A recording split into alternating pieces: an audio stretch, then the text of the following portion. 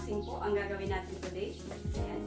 So, i-unbox natin yung aking Mary Kay starter kit. Ayan. So, in-avail ko to sa Mary Kay. Ayan. Starter kit po siya para sa mga gustong maging beauty consultant ng Mary Kay. Ayan. Pagbukas mo po, ayan na nakalagay siya. Hey Beautiful. Ayan, ang sabi. So, ayan. So, tingnan natin kung ano yung laman ng starter kit ko. So, ayan. Meron siyang ayan.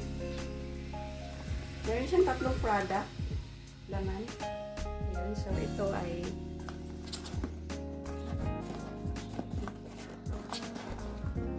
meron siyang moisturizer.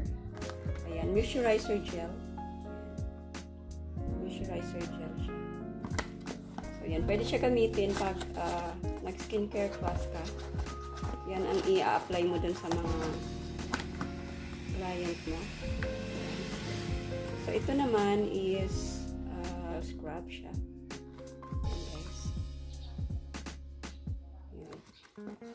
So, ayan. Pwede rin siyang gamitin para sa face natin. At ito po ay charcoal siya. Ayan. Deep cleansing charcoal mask. Ayan. So, ayan siya. Tingnan natin yung itsura. Kasi, ayan. So, charcoal. Maganda siya, guys. Maganda siya sa mukha. Kasi, pag nilagay mo sa mukha mo, lilinis talaga ang mukha mo. So, ito yung, ito yung laman ng aking starter kit. So, meron pa sa ilalim. Tingnan natin kung ano yung laman sa ilalim. Tingnan natin yung laman niya. So, meron tayong ayan, may tray po. May tray siya. Nag-skincare class ka, pwede mo lagyan ng mga para i-apply dun sa mga client mo. Ito yun, may free siya. Laman ng niya. Kasama din sa starter kit. Yun. So, meron siyang mga tissue. May tissue din. And then, meron siyang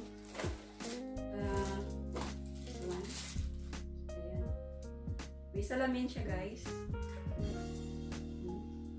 So, pwede may salamin. Pwede mo siyang gamitin pag nag-ano ka. Skincare class ka. So, marami pang mga laman to. May mga notebook. Ayan. So, ito yung mga laman niya, guys. Hindi ko na isa-isahin. Kasi, medyo marami. Mga, lang siya, yung parang mga basic. May brochure, gano'n. Mga basic. May mga notes siya. So, yan ang laman niya. Starter kit. Ang pinaka main niya. Ito, guys, ay Mary Kay Ash. Siya yung founder ng Mary Kay. Si Mary Kay Ash. Ayan. So, ito yung laman ng mga starter kit ko. Ayan. Hindi ko na inisa-isa. So, basta yun yung yung product, yung 3 product ang And then,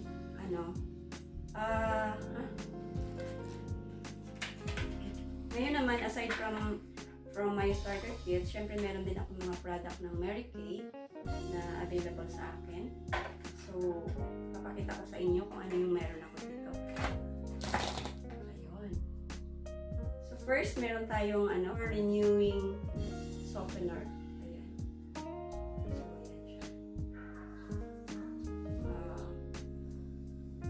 Kung may makeup ka, ayan, pwede kang mag-remove na makeup using this one, makeup remover. Ayan, Mary Kay makeup remover. So, ito, guys. Ayan, so, then, pagkatapos mo naman, pwede kang maglagay dito yung, foaming cleanser. Ayan, foaming cleanser.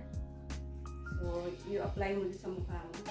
Then, pwede mo siyang i-ganon. Pero pwede ka rin gumamit nito.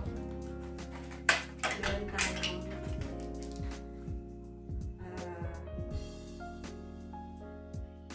ano siya guys. So pwede, pag naglagay ka ng ano, ng cleanser, lagay mo sa mukha mo, pwede mo siyang i-ano, ayan, ganun, ayan, ayan sa ilong, ganun. So para siyang ano, minamassage yung ano, mukha.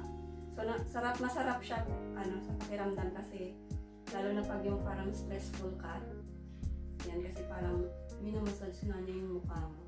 Nawawala, lalo na dito sa kilay. Nagamit ko na siya guys actually. So ito yung may on siya. Ayan, so gumagana siya. May ikot. Ayan. Ayan siya, so may ikot siya. Ayan, may on off siya. Stop. So ayan, masarap siya guys. Igaganon yan. So yun. So after mo gumamit ganyan, ikaw, depende sa'yo kung nasasarapan ka mag-ganon-ganon din sa mukha mo. So, kahit medyo tagalan mo ng konti. So, after mo gumamit nito, syempre nakaskas niya na yung mga dumi-dumi dyan sa mukha mo. Hilamos ka na. And after mo maghilamos, ayun, ito na nga ilalagay, yung toner. Moisture renewing softener. Ayan. So, ilalagay mo siya. Pwede mo siya lagay sa sprayer. Kung may sprayer kang maliit, spray mo sa mukha mo. Then, tap. Hanggang sa matuyo yung mukha mo. Konti lang lagay mo. Spray lang ng konti. So, then after that,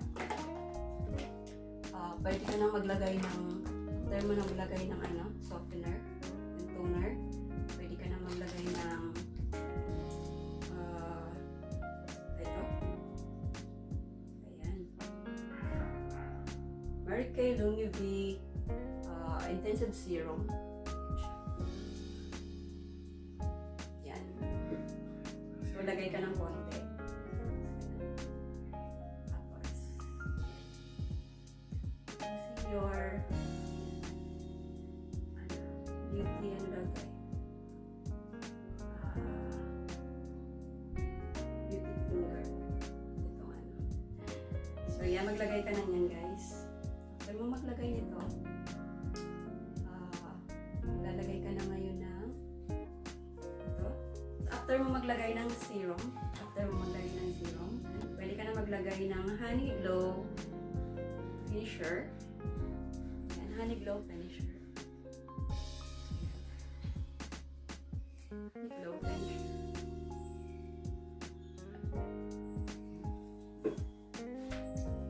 So, yan. Maganda yung mukha mo pag nakalagay ka ng ganito. Ganito. So, na-try ko na siya. Maganda talaga siya. So, medyo parang nagsa-shine yung mukha mo. Ang tag-glow. Hindi siya oily na-shine. Nag-glow siya. So, then after that, pwede ka na maglagay ng ano, yung CC cream. Ayan, CC cream po. So, pwede mong paghaluin ito. This one. Tsaka ito. I-mix mo siya bago mo siya i-apply. Pwede rin unahin mo to. Then ito susunod mo to. So, yun. Okay.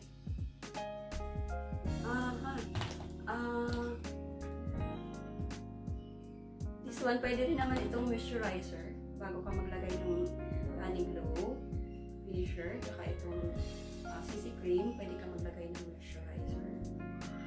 Daw may be moisturizer. Ayan. So, ito gamit ko siya, guys. And then, ito, meron din ako dito, Eye Renewal Cream. Ayan. Eye Renewal Cream. Ay, liit lang siya. So, ang use nito, ang gamit niya is dito sa mata. Ayan. So, you can put this before ka matulog.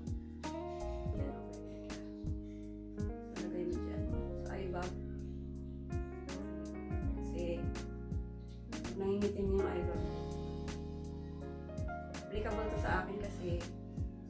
ko lagi ko. Para na akong ano, ang itim-itim na ng ilalim ng mata ko. So, pwede mo siyang ilagay. Ganun. So, saglit pa lang naman ako nagamit ito. Siguro mga ilang days pa lang.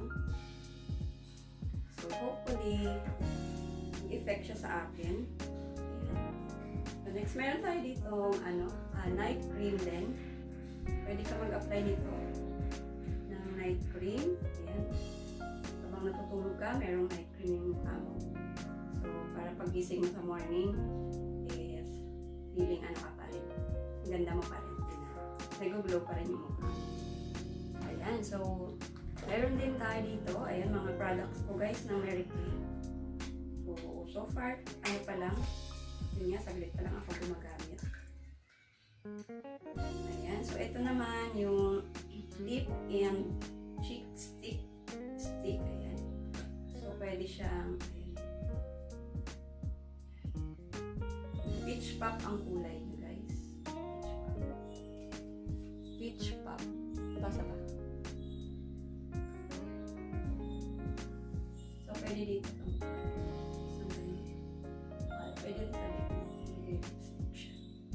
Lip and cheek stick. So, yan ito.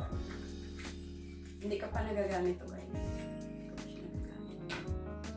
And then, yung madalas kong ginagamit, what's this? Ito ay makeup remover. Yung madalas kong ginagamit is this one. Siyempre yung aking press powder. Press powder guys.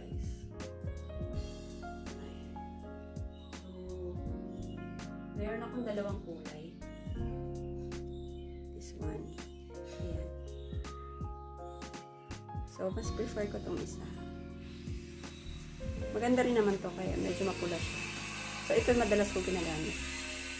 Saka syempre ito. So, after ko maglagay ng ng CC cream, so, nalagay na ako nito. Brush.